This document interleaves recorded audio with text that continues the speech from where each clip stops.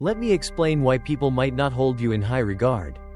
It's not because you lack strength, intelligence, or success. It boils down to the fact that they can easily figure you out. They perceive your eagerness for validation. They can sense your deep-seated desire to be liked. They pick up on your aversion to conflict. And that's where your influence wanes. A weak presence is an open invitation for disrespect. The world operates on power dynamics, not emotional appeals. It doesn't take into account how hard you're trying or how pure your intentions are. The world responds to strength. True strength isn't boisterous or attention-seeking. It doesn't plead for acceptance. It doesn't need to offer explanations. It's quiet, strategic, and unwavering. Think about the last time someone treated you with disrespect. Perhaps they ignored your message, interrupted you during a meeting, or made a joke at your expense. Why did they do it? Simply because they felt they could get away with it. Something about your demeanor signaled to them that there would be no consequences for their actions.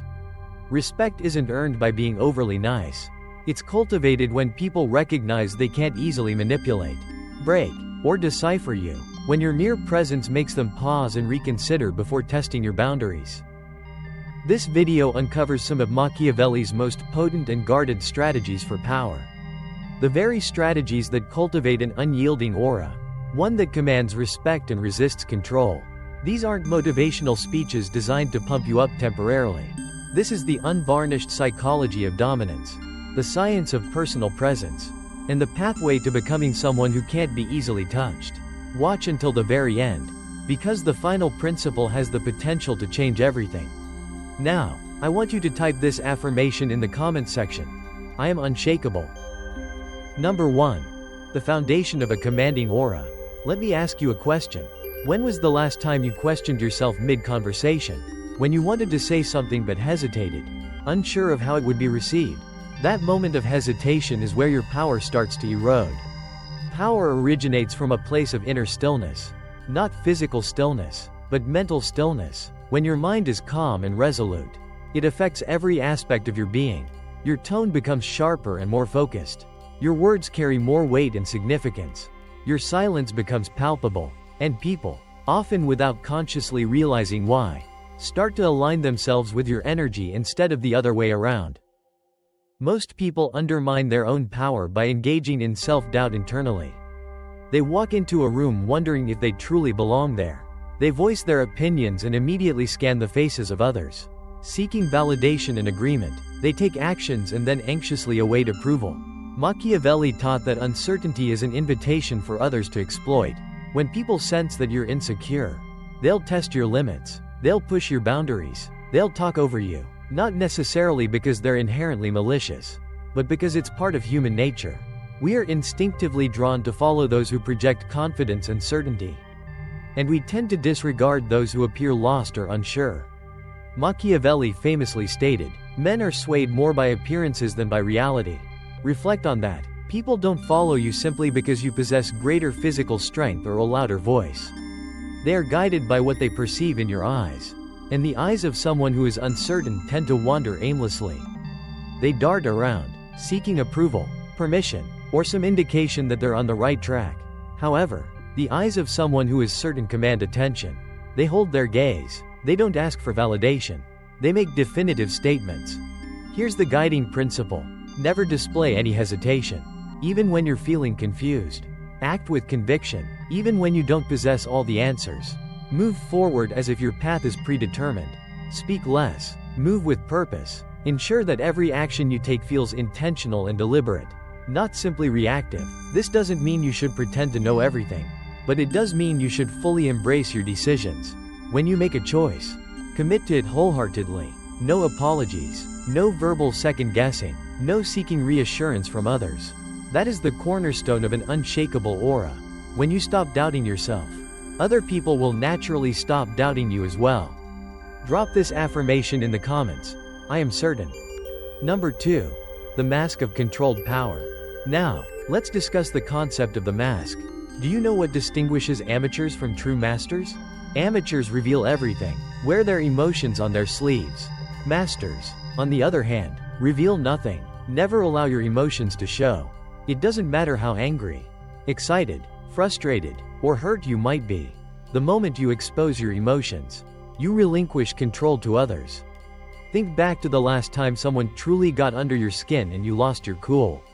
What was the outcome? Did they back down? Perhaps. But it's more likely they learned exactly how to push your buttons in the future. You essentially handed them a map of your weaknesses.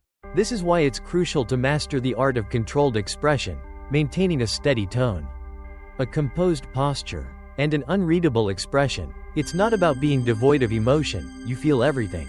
However, you consciously choose what you reveal. People are naturally more drawn to mystery than to blatant honesty. They gravitate toward calmness because it exudes dominance. When someone can't easily figure you out, they automatically assume you possess greater intelligence, experience, and potential danger than you might actually have. Machiavelli once said, "It is not necessary to reveal everything you think." Consider that statement carefully. You don't owe anyone access to your inner world.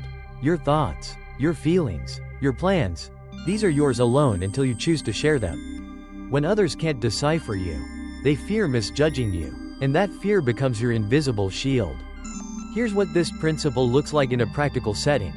Imagine someone insults you during a meeting.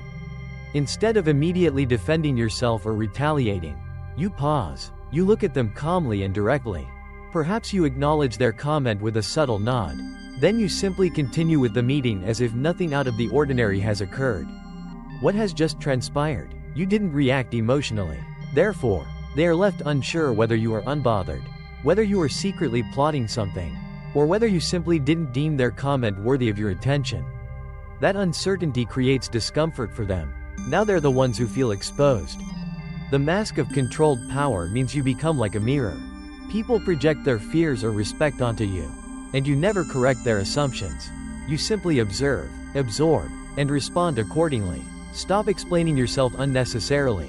Stop justifying your choices. Stop revealing your strategy before the game is complete. I want you to type this affirmation in the comments. I am unreadable. Number 3. The calculated use of fear. Let's be clear about something. You don't need to issue threats. You don't need to raise your voice, send aggressive messages, or engage in dramatic displays of power. You simply need to make it clear that disrespect has consequences. This is where many people misunderstand the concept of power. They mistakenly believe that power equates to aggression. They think that being feared means being loud, intimidating, or cruel. But that's not genuine fear, that's simply noise. And noise eventually gets tuned out. True fear is quiet. True fear stems from the understanding that crossing you would be a mistake they can't easily undo. Never overreact. Never shout. When someone treats you with disrespect, don't mirror their energy. Instead, become colder, harder, more distant. Cultivate the kind of silence that makes others reconsider their tone. People naturally fear that which reacts less, not more. Consider this. When someone screams at you, you might initially be startled, but you also recognize that they're being driven by emotion. Emotional people are predictable. You can wait them out. You can potentially manipulate them. But when someone goes cold, when they withdraw, cease engaging, and their expression becomes blank, that's genuinely unsettling, because now you have no idea what they're thinking. You don't know what they might be planning. You don't know if you've just created an enemy who will quietly remove you from their life. Or worse. Machiavelli once said, "It is better to be feared than loved." If you cannot be both, this doesn't advocate for hostility. It emphasizes the importance of possessing a presence that demands precision. It means that people choose their words carefully around you because they sense that you're not someone to be trifled with. Let me provide an example. Someone makes a disrespectful joke at your expense in a social setting. Everyone laughs. Here's what you shouldn't do. Don't laugh along to appear agreeable or lash out defensively. Here's what you should do. Allow the laughter to subside. Then look at the person who made the joke. Not with anger, but simply with presence. Maintain eye contact for a beat longer than is comfortable. Then change the subject or simply walk away. No explanations. No dramatic scenes. Just a shift in the atmosphere. What has just occurred? You didn't engage with their disrespect. You didn't validate it. You acknowledged it. And now that person, as well as everyone who witnessed the interaction, knows that you're not someone to be taken lightly. Allow others to adjust themselves accordingly. Your calmness serves as a warning. Now, I want you to type this affirmation in the comments.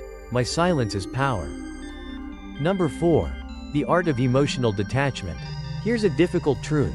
Nothing weakens a person more quickly than emotional involvement. When you become overly concerned with outcomes, you lose your focus. When you invest emotionally in how things unfold, you lose your clarity. When you allow praise or criticism to affect you, you lose your edge. You must strive to achieve a state where nothing disturbs your inner equilibrium. Not insults, not praise, not loss, not victory. This represents the highest level of power. When external events don't dictate your internal state, you become truly free. Most people are slaves to their emotions. Someone praises them, and they feel on top of the world. Someone criticizes them, and they feel devastated. They wake up feeling good, so they're productive. They wake up feeling bad, so they're useless. That's not power, that's being controlled by circumstances. When you don't react emotionally, you control the direction of events. When others seek a reaction from you and are met with silence, they lose their power over you. They came prepared with weapons, but you're not even engaging in the same conflict. Machiavelli once said, "A wise man does at once what a fool does at last." What does this mean? The fool waits until their emotions subside before acting rationally. The wise man is already rational. He doesn't need to wait because he isn't controlled by his feelings in the first place.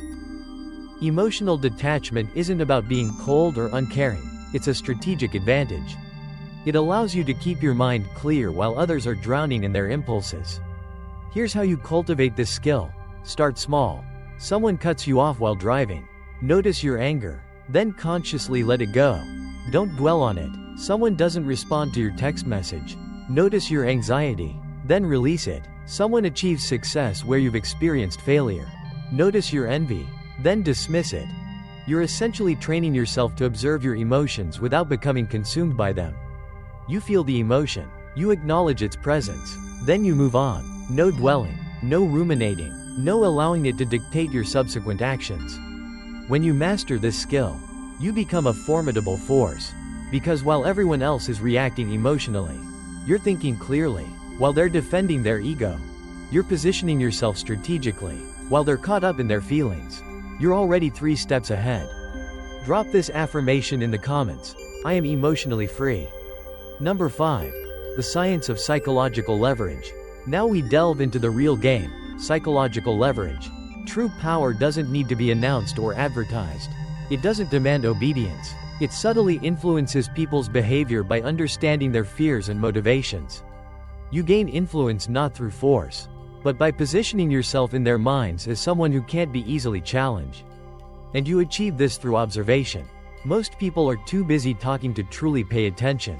They're so focused on what they want to say next that they completely miss everything happening around them. But you watch, you listen, you study, you use observation as a weapon. You notice what makes people light up, what makes them defensive, what they're insecure about, what they're proud of, what they avoid discussing, and you don't use this information to simply please them. You use it to strategically position yourself in their mental landscape. Machiavelli once said, "The wise man does not needlessly expose himself to danger." This applies perfectly to social dynamics. Don't reveal too much about yourself unnecessarily. Don't share your plans before they're fully executed. Don't explain your strategy while you're still actively playing the game. Use silence as a mirror. Allow them to reveal themselves while you carefully calculate your moves. Here's a practical example. You're engaged in a negotiation. Most people talk excessively, attempting to convince the other party. But you ask questions. You allow them to do most of the talking. You carefully observe what they emphasize, what they dismiss, where they hesitate. Every word they utter provides you with valuable data. Then, when you finally speak, you frame your position in terms of what you've learned about them. You're not simply selling randomly, you're hitting precise psychological targets. This is how you exert control without commanding. People believe they're making their own decisions, but you've subtly shaped the environment in which those decisions are being made. You've influenced the framework, you've set the terms without them even realizing it. Those who can study emotion from a distance are the ones who ultimately control those who are trapped within it. This is psychological warfare at its finest, subtle, invisible, and absolute. I want you to type this affirmation in the comments. I see everything. Number 6. The discipline of ruthless boundaries. Let me share something that has the potential to change your life. Every time you tolerate disrespect, your aura diminishes a little. Every excuse you make for someone who has mistreated you, every time you let something slide in order to maintain peace, every moment you feel compelled to explain why you deserve basic respect, you're essentially teaching people that you're negotiable. And people who are negotiable don't possess a commanding aura. They have doormat stamped on their foreheads. Powerful people protect their personal space as if it were their territory. There's no negotiation, no need for apologies, no need for lengthy explanations. When something violates your inner peace, end it immediately. Not with drama, not with long speeches about how hurt you are. You simply end it. You remove yourself from the situation. You cut off contact. You move on. When someone tests your commitment to silence, walk away permanently. 1 warning can be considered generosity. 2 warnings is a sign of weakness. Machiavelli once said, "He who wishes to be obeyed must know how to command." And commanding others starts with commanding yourself. It begins with establishing standards that you will not compromise, not for friendship, not for opportunity, and certainly not for fear of loneliness. Boundaries are not a sign of arrogance. They are the hallmark of someone who is self-governed. They signal that you value your energy, your time, and your peace of mind more than you value being liked by everyone. Here's a practical example. Someone repeatedly cancels plans with you. Most people would continue to forgive them, continue to make excuses for their behavior. But you, after the second instance, you simply stop initiating contact. You don't confront them. You don't offer explanations. You simply and quietly withdraw your effort. If they happen to notice and inquire, you're honest but concise. "I don't chase after people anymore." What has just transpired? You've established a boundary without having to beg for respect. You've demonstrated through your actions that your time is valuable. And now they either rise to meet that standard or they disappear from your life. Either way, you win. You are not here to be understood by everyone. You are here to be respected. And respect originates first and foremost from self-respect. Stop explaining your boundaries. Stop justifying why you won't tolerate certain behaviors. Simply enforce them silently and observe how quickly people adjust their behavior accordingly. Now, I want you to type this affirmation in the comments. I am non-negotiable. Number 7. The power of strategic withdrawal. Sometimes the most powerful move you can make is to simply disappear. Not dramatically, not with grand announcements or lengthy explanations. You simply withdraw your energy, your attention, your presence, and allow people to feel the void that you leave behind. Most people make a critical mistake when they're treated with disrespect. They stay and fight. They argue. They attempt to prove their worth. They continue showing up, hoping that the other person will eventually recognize their value. But that's precisely what diminishes your power. When someone takes you for granted, when they disrespect your time, when they treat your efforts as if they were worthless, your response shouldn't be confrontation. It should be absence. You don't offer explanations. You don't send lengthy messages detailing how hurt you are. You don't give them the satisfaction of knowing that they've affected you. You simply become unavailable, unreachable, uninterested. Machiavelli once said, "The lion cannot protect himself from traps, and the fox cannot defend himself from wolves." Therefore, you need to be astute enough to recognize when someone is wasting your time. And you need to be strong enough to walk away without looking back. Here's what happens when you withdraw strategically. The person who was previously taking you for granted suddenly notices your absence. They reach out. They apologize. They promise to do better in the future. And here's the key. You don't rush back. You maintain your distance. You allow them to wonder if they've lost you permanently. This is psychological warfare at its finest. You're not attacking them directly. You're not punishing them with words. You're simply removing the one thing that they didn't fully appreciate until it was gone: access to you.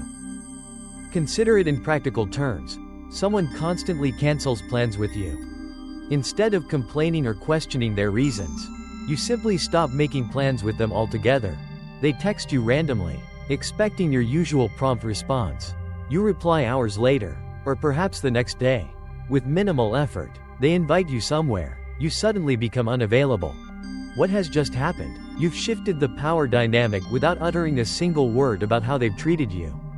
Now they're the ones feeling uncertain. They're the ones trying to figure out what's changed. This strategy applies to every facet of life. At work, when someone doesn't value your contributions, stop contributing anything extra. Do exactly what is required of you, and nothing more. Don't stay late. Don't volunteer for their projects. Allow them to handle things without your assistance and observe them struggle. In relationships, when someone treats you as if you were simply an option, remove yourself from their rotation completely. No explanations, no emotional speeches, just absence. Allow them to date other people. Allow them to experience life without your attention. Observe how quickly they realize what they had. The beauty of strategic withdrawal lies in the fact that it protects your energy while simultaneously teaching others about your inherent value. You're not being petty or vindictive, you're being practical. You're investing your time and effort where it's genuinely appreciated, not where it's simply taken for granted. But here's the crucial element. You can't withdraw and then immediately come running back the moment they show any sign of noticing your absence. That completely undermines everything. When you pull back, you stay back until you witness genuine change, real effort, real recognition of what they've lost. And sometimes, you don't go back at all. Sometimes you realize that your life is actually better without them in it. A single act of strategic withdrawal will teach people more about your worth than 1,000 words ever could. Because talk is cheap, but absence is expensive. It costs them the comfort of having you around. It costs them the convenience of your readily available assistance. It costs them the security of knowing that you'll always be there for them. Allow people to learn this valuable lesson. You are not a guaranteed presence in their life. You are a privilege that can be revoked. And once that privilege is revoked, it's not easily restored. This doesn't make you cold or heartless, it makes you valuable. And valuable things aren't freely available to everyone at all times. Drop this affirmation in the comments. My absence teaches. Number 8. The crown of untouchability. When all of these traits, certainty, silence, discipline, and control, converge, something extraordinary happens. You rise above ordinary behavior. You no longer chase after approval from others. You no longer feel the need to explain yourself constantly. You no longer react to every minor provocation or celebrate every small victory. You move with quiet dominance because nothing within you trembles anymore. And people will sense this. They won't necessarily be able to articulate it, but they'll feel it nonetheless. They'll carefully measure their words around you. They'll lower their tone. They'll second-guess their approach. Not because you've issued any explicit threats, but because your mere presence commands it. That is the aura that no one can resist, the aura of total composure. Think about the people you've encountered who possessed this quality. They didn't need to announce their importance. They didn't require impressive titles or loud voices to command attention. They simply existed at a different frequency, and everyone else instinctively adjusted to match it. That can be you, but it requires unwavering commitment. It requires you to stop seeking external validation and start cultivating internal certainty. It requires you to train yourself out of emotional reactivity. It requires you to set boundaries that others might deem harsh and maintain them regardless. Machiavelli once said, "Fortune favors the bold, but boldness isn't recklessness. It's the courage to stand alone in your principles when everyone else is compromising theirs." You don't become untouchable by avoiding pain or discomfort. You become untouchable by mastering it, by walking through discomfort without flinching, by losing without breaking, by being insulted without defending, by being tested without cracking. This is the crown of untouchability, the ability to remain true to yourself regardless of external pressure. And when you reach this state, you'll notice something remarkable. People who used to challenge you will suddenly begin to respect you. People who once dismissed you will now seek your opinion. People who previously overlooked you will keenly feel your absence because you've stopped playing their game. You've stopped needing their approval.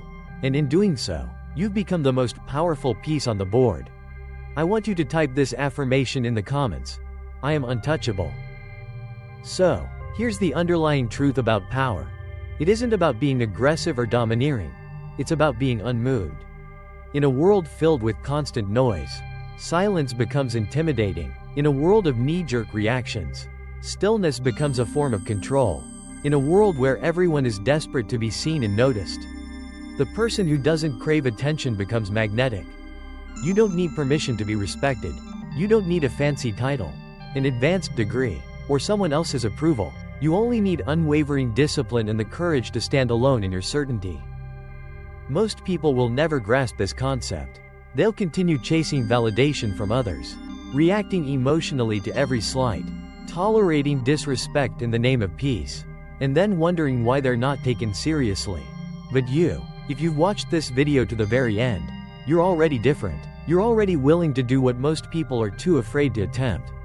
You're already building something that the vast majority of people are too intimidated to even try. If this video resonated with you, give it a like, share it with someone who needs to hear this message, and subscribe to this channel because we're going to be delving even deeper into power dynamics, human psychology, and the strategies that actually work in the real world. Drop this final affirmation in the comments. My aura is untouchable. Remember, the world rewards strength, not fairness. It respects boundaries, not kindness. It follows certainty, not doubt. Stay ruthless when necessary. Stay calm under pressure. Stay above the fray of emotions. Your aura is being forged right now with every choice you make. Make each one count.